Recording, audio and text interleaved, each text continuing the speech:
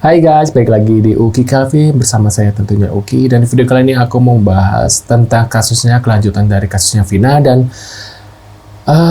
sangat-sangat runyam sekali ya, dan cukup melelahkan untuk mengikuti kasus ini guys. Makanya aku bakal mengikuti kasusnya Vina ini setelah Peggy Setiawan dibebas. Setelahnya ya buat biar penegak hukum aja lah ya.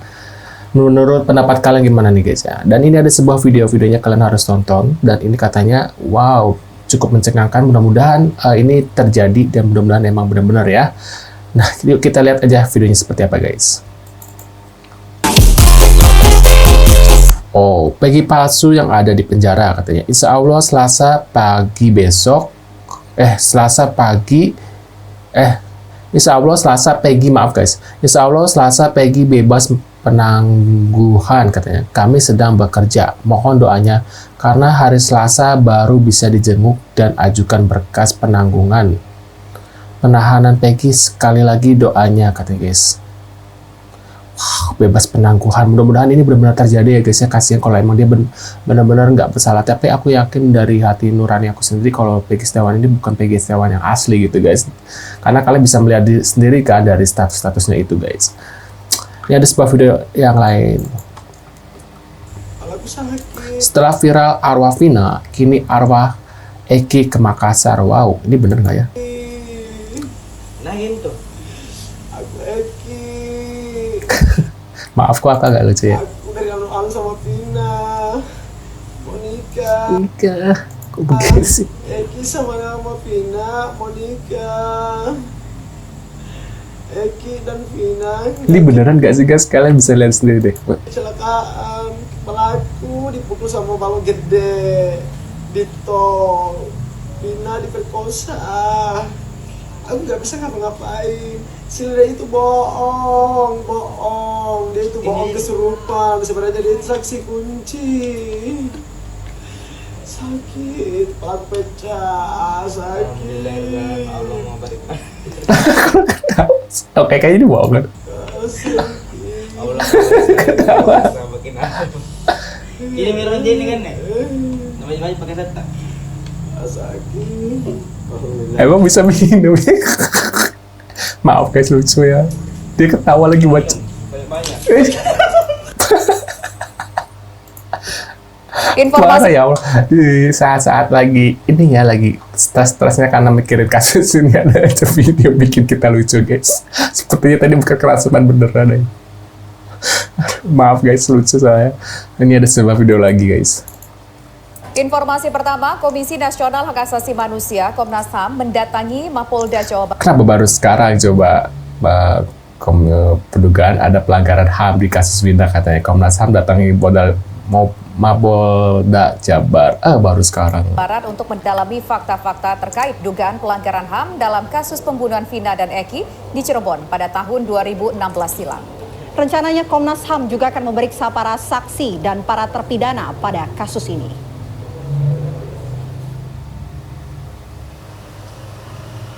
Komisi Nasional Hak Asasi Manusia Komnas HAM mendatangi Mapolda Jawa Barat di Kota Bandung Kamis pagi tadi. Rencana kedatangan ke Mapolda Jawa Barat untuk bertemu langsung dengan Kapolda untuk menanyakan proses dan mendalami fakta-fakta terkait dugaan pelanggaran HAM pada penanganan kasus pembunuhan Vina dan Eki di Cirebon pada 2016 silam. Wah, pasti ini mereka pada ketar-ketir ya. Pasti mereka lagi memikirkan alibi apa nih ya, supaya nggak tertangkap, supaya nggak ini. Pasti ujung-ujungnya ada kambing hitam gitu ya. Ada yang jadi korban kambing hitamnya guys ya. Komisioner Komnas HAM Anis Hidayah bertemu dengan Inspektur Pengawas Daerah Irwasda Polda Jabar, Kombes Pol Kalingga Rendra Raharja, dan Dirkrimum Polda Jabar Kombes Pol Surawan.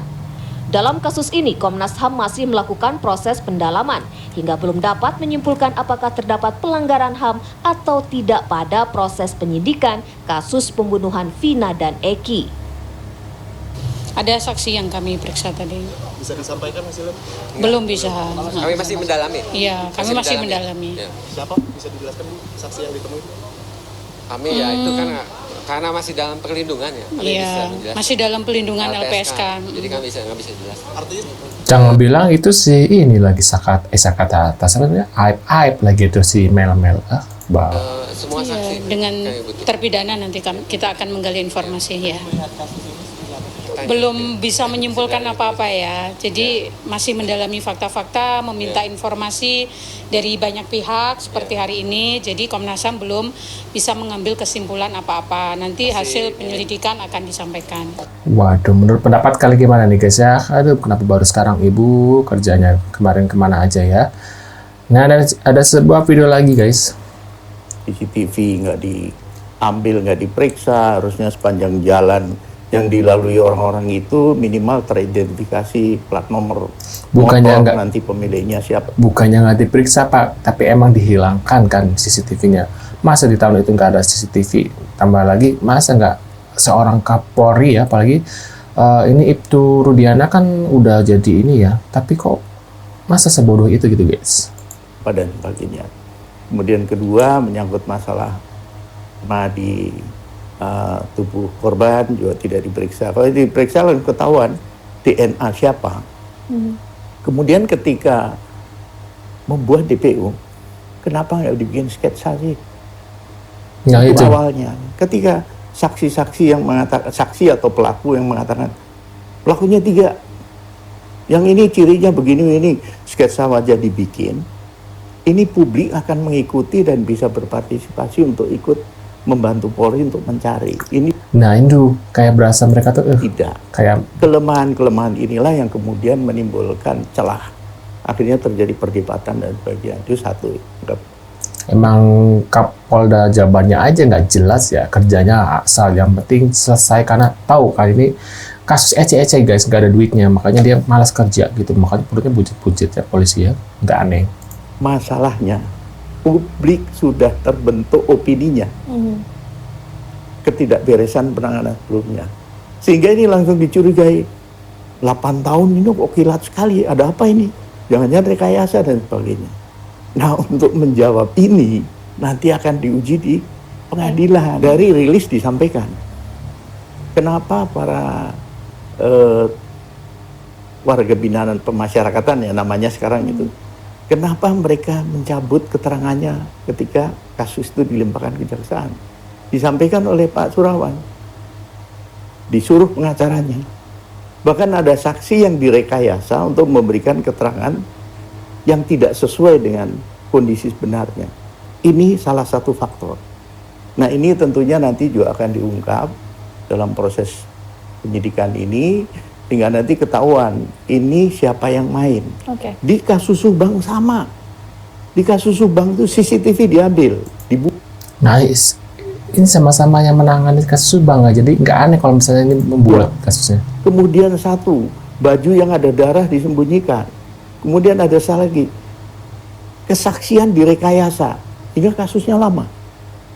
Tapi oleh tim ini akhirnya bisa dibongkar semuanya dan maju. Meskipun sudah diuji di pra-peradilan, tetap lanjut. Oke. Aku dididik keluarga aku untuk menghargai orang, bukan takut sama orang. Berani kau pijak kaki aku, bakal ku pijak kepala kau. Ini sih Linda-Linda itu ya guys ya. Kok aku ngeliat ya, kalau orang apa ya, orang-orang yang mempunyai, kan dia kan bilangnya saya tuh orangnya gampang kerasukan, dia gitu-gitu. Ini bukan ciri-ciri orang yang kerasukan guys, orang-orang seperti ini. Orang-orang yang kerasukan itu orang-orang yang suka menyendiri, suka orang-orang yang nggak suka terlalu tampil di media kayak gini guys. Orang yang pendiam, orang yang suka mengurung diri, orang yang suka, ya kalian bisa menebak sendirilah orang yang kerasukannya. Kalian juga pintar, netizen itu pintar-pintar loh. Jadi menurut kalian Linda ini kesaksiannya sih bukan kerasukan, tapi emang dia ada di TKP menurut aku ya. Tapi menurut pendapat kalian gimana? Tulis kolom komentar. Terima kasih sudah mampir dan jangan lupa bantu subscribe Ukil Kevin dan jangan lupa tonton video-video selanjutnya guys. See you guys.